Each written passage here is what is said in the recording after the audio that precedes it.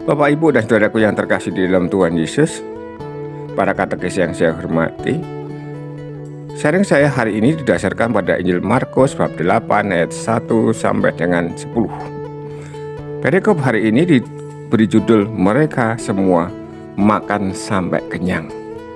Kalau berbicara soal makan, lalu saya akan menjadi lebih bergairah.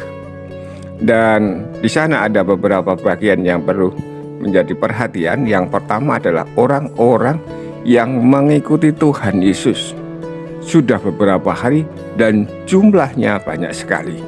Mungkin mereka takjub, mungkin mereka pengen memahami mengenai pengajaran Tuhan Yesus.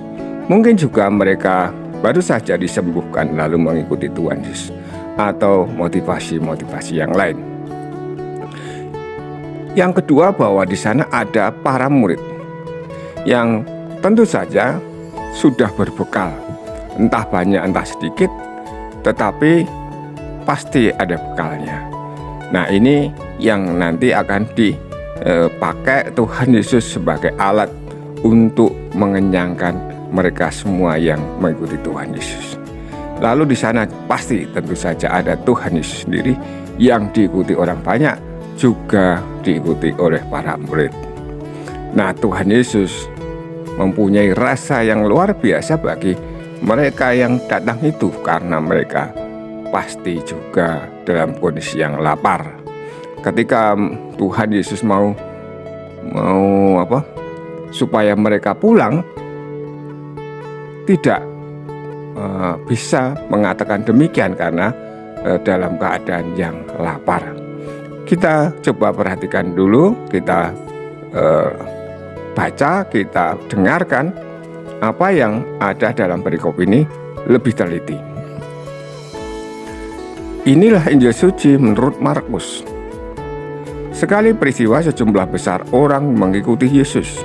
Karena mereka tidak mempunyai makanan, Yesus memanggil murid-muridnya dan berkata, "Hatiku tergerak oleh belas kasihan kepada orang banyak ini. Sudah 3 hari mereka mengikut aku, dan mereka tidak mempunyai makanan. Jika mereka kusuruh pulang ke rumahnya dengan lapar, mereka akan rebah di jalan sebab ada yang datang dari jauh." Murid-muridnya menjawab, "Bagaimana di tempat yang sunyi ini orang dapat memberi mereka roti sampai kenyang?" Yesus bertanya kepada mereka, "Berapa roti yang ada padamu?" Jawab mereka, 7. Lalu Yesus menyuruh orang banyak itu duduk di tanah. Sesudah itu ia mengambil ke-7 roti itu, mengucap syukur, lalu memecah-mecahkannya dan memberikannya kepada murid-muridnya untuk dibagi-bagikan. Dan mereka memberikannya kepada orang banyak. Mereka mempunyai juga beberapa ikan.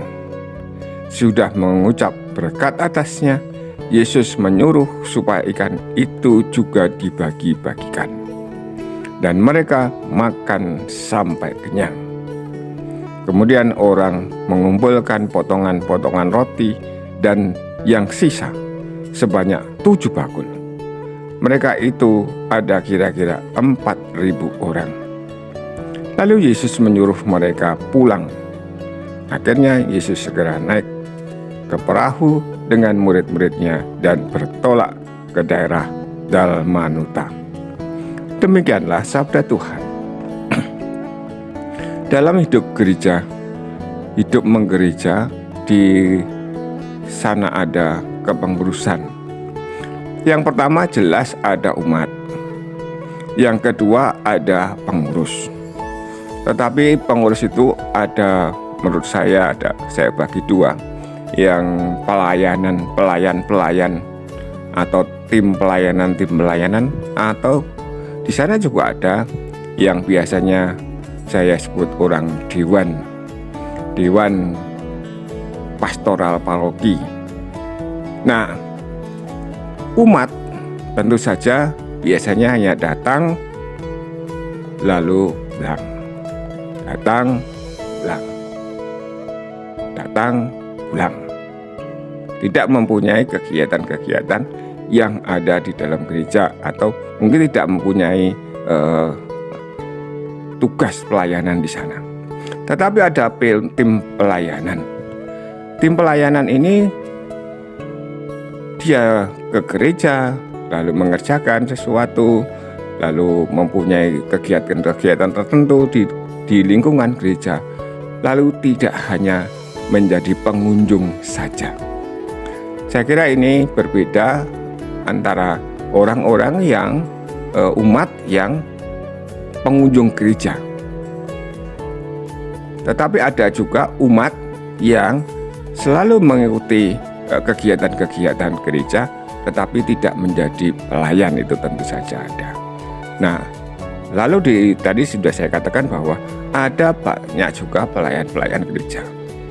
Nah, pelayan-pelayan gereja itu ada yang terus-menerus harus melayani, ada yang temporal, ada yang saat-saat tertentu saja. Misalnya, tim pelayanan untuk bagian sound itu tentu selalu harus siap.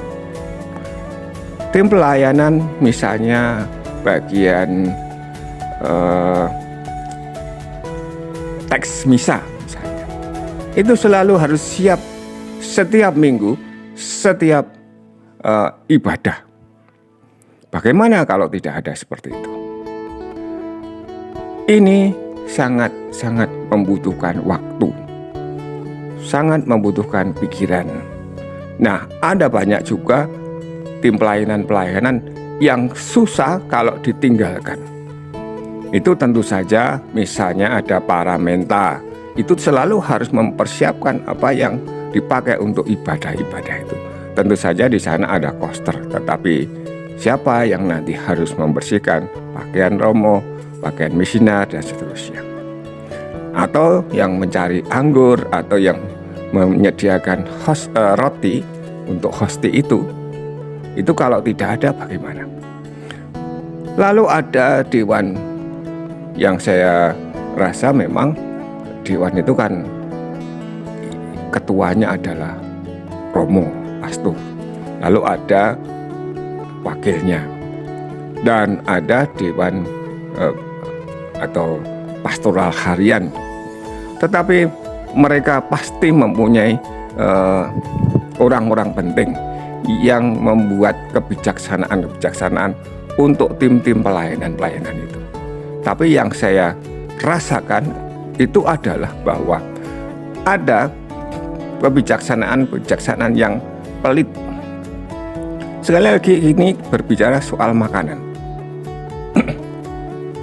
Pelit bagaimana?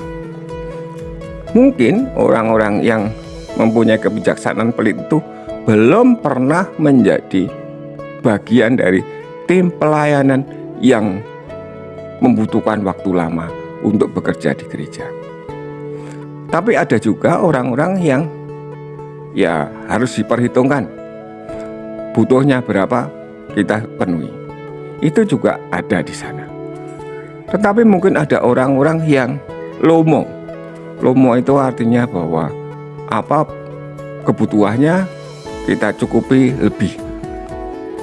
Mungkin orang yang mempunyai kebijaksanaan itu pernah menjadi orang-orang yang saya katakan sengsara dalam kehidupan menggereja itu. Pulang malam, berangkat pagi, atau seperti itu. Misalnya untuk dekorasi, untuk bagian-bagian tertentu yang harus siap pada saat dipakai, dipersiapkan secara baik. Harus belanja, harus dikerjakan, harus selesai pada saat tertentu. Kita bisa memperhatikannya ketika masa-masa Paskah. Bapak, Ibu, dan saudaraku yang terkasih di dalam Tuhan Yesus, mari kita semua berharap bahwa kita datang ke gereja menerima Tuhan yang diberikan kepada kita di dalam bentuk roti kudus, lalu juga dalam bentuk anggur darah Kristus itu, yang mampu mengenyangkan kita semua untuk dalam pelayanan kita, untuk kehidupan di luar kegerejaan. Tentu saja kita seperti halnya tadi di dalam perikop itu, enaklah kalau kita selalu dekat dengan Tuhan, selalu disediakan semuanya. Tetapi kita semestinya harus keluar untuk bekerja, untuk pelayanan-pelayanan lain, untuk mewartakan sabda Tuhan di luar lingkungan gereja. Amin. Berkah dalam.